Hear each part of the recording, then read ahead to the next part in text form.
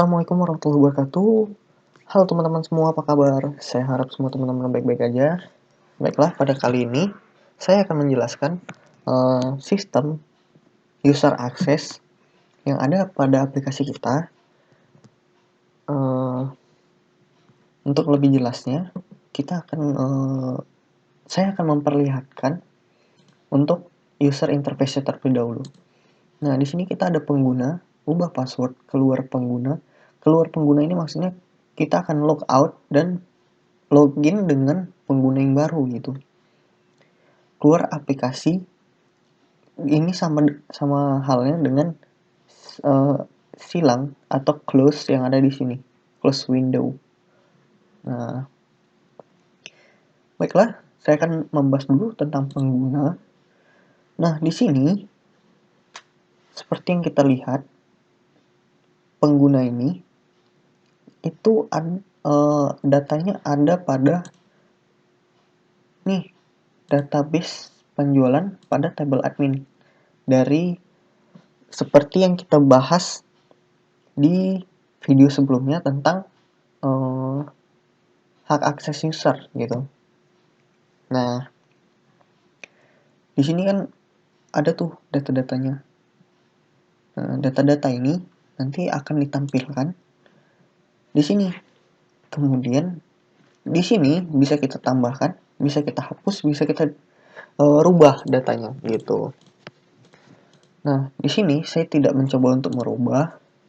Saya akan mencoba untuk menambahkan data yang dimana saya akan menambahkan ADM002. Di sini saya ulangi lagi, kode tidak boleh sama karena pada database ini kita lihat ke struktur. Nah, untuk kode user itu merupakan primary key. Jadi value-value yang ada pada kode user itu tidak boleh sama, karena kalau sama nanti akan bentrok dan membuat database menjadi error gitu. Oke, kita lanjut. Kemudian nama usernya Calvin, nama saya sendiri. Kemudian saya membuat username Calvin dengan huruf C kecil. Kemudian passwordnya 1234. Kemudian saya pilih admin gitu. Kemudian alamatnya saya kosongkan saja atau saya strip, karena kalau kosong nanti akan muncul sebuah alert gitu atau pemberitahuan. Kemudian telepon saya isi aja 08 12 13 bla bla bla. Oke. Kemudian insert. Nah, data berhasil disimpan. Nah, di sini nih. Ini data saya. Jadi, ini nama si pengguna. Ini username yang akan kita gunakan ketika kita mau login nantinya. Dan ini kode masing-masing yang diberikan kepada user gitu. Atau kita bisa delete. Nah, misalnya ada nih akses gudang gitu, user gudang, kita delete aja. Nah, terhapus dia gitu. Oke, yang lainnya sama aja seperti yang lain. Seperti video-video sebelumnya, kita tetap di sini tetap menggunakan model CRUD gitu. Create, Read, Update, Delete. Bagi teman-teman yang belum paham mengenai model CRUD, boleh di search dulu di Google, pahami dulu apa maksud dari model CRUD. Nah, oke, next kita akan, setelah kita nanti ngebahas code-code yang ada di pengguna, kemudian kita ke ubah password. Nah, di sini ada data lama kita. Ini sama aja ya perihalnya dengan seperti kita ngerubah pada si pengguna di sini gitu. Cuman di sini itu lebih mempermudah kita aja. Nah, jadi di sini perubahannya tidak terlalu menyeluruh. Jadi ngerubahnya cuman username, password gitu. Username sama password aja yang dirubah. Kemudian nanti akan kita masukkan data barunya. Lalu tinggal kita rubah. Kemudian ini ada keluar pengguna, yaitu kita akan log out dari user sebelumnya ke user yang baru. Misal nih, ini saya login menggunakan user Resna. Kemudian saya keluar pengguna dan saya akan login menggunakan user yang baru saya buat tadi. Nah, begitu. Lalu keluar aplikasi, itu sama halnya dengan close pada window. Jadi ketika kita klik, dia akan mengkonfirmasi kembali. Ketika kita klik OK, maka aplikasi keluar. Gitu. Oke, karena aplikasi sudah keluar, kita akan membahas sebuah code. Nah, oke, kita akan masuk ke source code-nya. Kita akan klik view, admin view. Nah, ini Gframe pengguna yang tadi ya, interface pengguna kita. Nah, di source code-nya, seperti yang video-video sebelumnya yang saya jelaskan, kita butuh import atau standar library untuk menjalankan sintak-sintak yang ada gitu. Kemudian kita akan masuk ke valid input. Nah, valid input seperti yang saya jelaskan di video sebelumnya, ini tetap sama, tidak ada perubahan. Jadi dia akan mengecek satu persatu apakah teks-teks field itu terisi atau tidak gitu. Kalau dia terisi maka bernilai true, kemudian dia akan membalikan nilai dari si valid untuk dijalankan programnya itu. Kemudian kita ada public void reset. Nah, reset ini itu untuk mengosongkan teks-teks field yang ada atau teks-teks field yang udah kita ketik. Kemudian ketika kita klik reset atau refresh, itu akan menjadi kosong gitu. Kemudian kita ada model CRUD insert. Jadi kalau teman-teman udah nonton video saya yang sebelumnya, video kita sebelumnya, itu saya udah ngejelasin nih untuk metode CRUD. Metode CRUD yang di video inventory. Nah, itu saya udah jelasin tuh metode CRUD-nya. Jadi ada insert, delete, update-nya. Nah, untuk semua ini sebenarnya sama aja, hanya saja metodenya yang berbeda. Sebuah metodenya yang berbeda. Nah, di sini kita menggunakan admin DAO. Nah, ini dari library-nya. Nah, library-nya sedikit berbeda dari video sebelumnya. Kemudian diambil dari variable admin gitu. Kemudian dia akan mengecek kalau dia ada kalau admin yang kosong, maka dia akan memasukkan ke admin gitu. Maka data berhasil disimpan. Jika tidak, datanya gagal tersimpan gitu. Sama seperti update, dia akan mengecek kembali. Kalau dia kosong,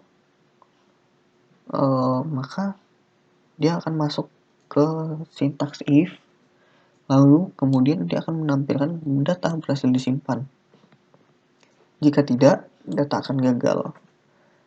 Nah, untuk delay juga sama, hanya saja ini ada penambahan seperti video sebelumnya. Nah, dia akan mengkonfirmasi kembali untuk penghapusan file. Karena kalau tanpa kita konfirmasi, agak sedikit berbahaya ya jika kita menghapus sebuah file tanpa kita sadari. gitu. Jadi konfirmasi ini akan memberitahuan kita untuk meyakinkan bahwa file ini benar nggak gitu mau dihapus. Nah, ini untuk meyakinkan aja gitu, konfirmasi. Kemudian dia akan menghapus si filenya yang ada di admin tadi gitu. Oke. Untuk adminnya atau pengguna tadi mungkin sampai sini aja dulu. Kemudian kita akan lanjut ke kita akan masuk ke ubah password. Nah, di sini dia sama saja. Nah, di sini udah lihat ya untuk Gframe-nya. Nah, mungkin nih teman-teman sudah pada tahu ya untuk ngatur pengaturan Gframe-nya. Mungkin saya tidak akan menjelaskan lagi. Kita langsung ke source code-nya. Nah, import sangat penting ya, seperti yang saya jelaskan dari video-video sebelumnya. Oke, kemudian kita akan membahas nih. Nah, kita udah ada kelas-kelas ubah password. Nah, ini metodenya gitu. Ini ubah password ini maksudnya untuk memanggil dari admin DAO-nya, library-nya gitu. Nah, ini untuk si button-nya. Nah, button-nya pertama-tama dia akan mengecek dulu pengecekan text field yang kosong atau tidak gitu. Ini sama aja ya seperti sintak-sintak sebelumnya. Kemudian jika dia ada gitu, dia akan mengecek nih si admin. Dia akan mengecek si user name lama dan password si username yang lama apakah benar atau enggak gitu. Kemudian dia akan masuk nih. Dia akan masuk ke program selanjutnya. Kalau misalkan tidak ada atau tidak sesuai, maka dia akan nampilkan nih username dan password lama tidak valid. Nah, maka kita harus memasukkan data yang benar untuk username dan passwordnya gitu. Kemudian jika dia valid, nah maka dia akan lanjut nih ke sintaksis selanjutnya. Dia akan mengecek kembali bahwa untuk data yang baru itu udah benar nggak gitu. Jadi dia akan mengecek text field password 1 dengan konfirmasi si password. Kan ada 2 tuh ya desainnya. Nah, password dan validasi. Nah, dia akan mengecek si password barunya itu. Baru nanti akan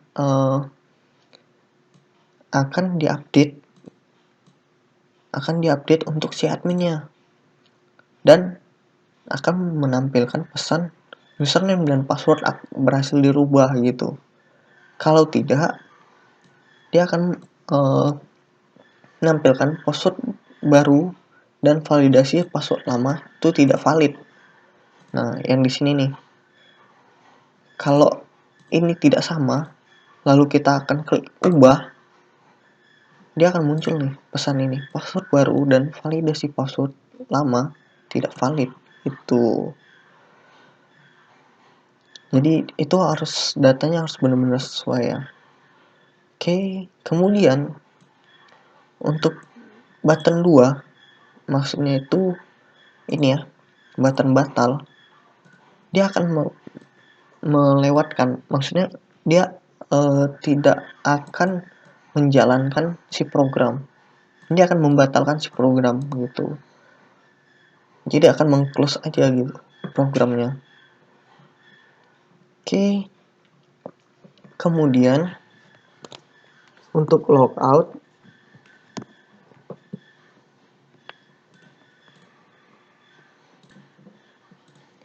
oke, kita akan Lalu kita masuk ke main menu, ke sistem. Nah, kita keluar pengguna. Nah, di keluar pengguna ini maksudnya tombolnya itu kita akan langsung ke tampilan awal login gitu. Jadi ini akan dialihkan kepada login tadi. Login yang ini ya. Nah, di sini nih. Ini akan kembali ke sini. Kemudian di menu ini di keluar aplikasi itu sama seperti ini keluar aplikasi, metodenya itu sama aja kayak kita close window ya, close window dia langsung sistem exit, tapi bedanya tuh dia di sini dia dikonfirmasi kembali gitu, konfirmasi kembali apakah kita benar-benar mau keluar dari aplikasi atau tidak gitu. Kalau iya, kalau nilainya iya, maka sistem akan keluar. Kalau tidak, sistem tidak jadi keluar. Dia akan cancel gitu. Oke, dan terakhir saya akan ngebahas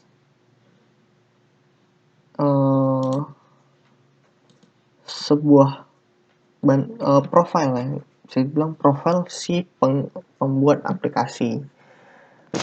Oke, saya buat user saya aja, Calvin. Oke. Nah, ini view data pembuat. Nah, ini data kelompok kami yang ngebuat aplikasi ini gitu. Oke, mungkin itu aja. Oke, sebelumnya saya akan menunjukkan dulu si window-nya. Data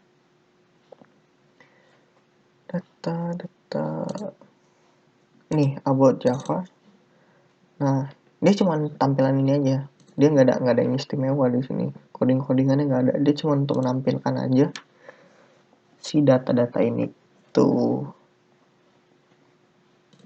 Jadilah dia seperti ini. Oke, itu saja yang dapat saya sampaikan. Lebih dan kurang saya mohon maaf. Semoga semua yang saya sampaikan menjadi ilmu baru untuk teman-teman.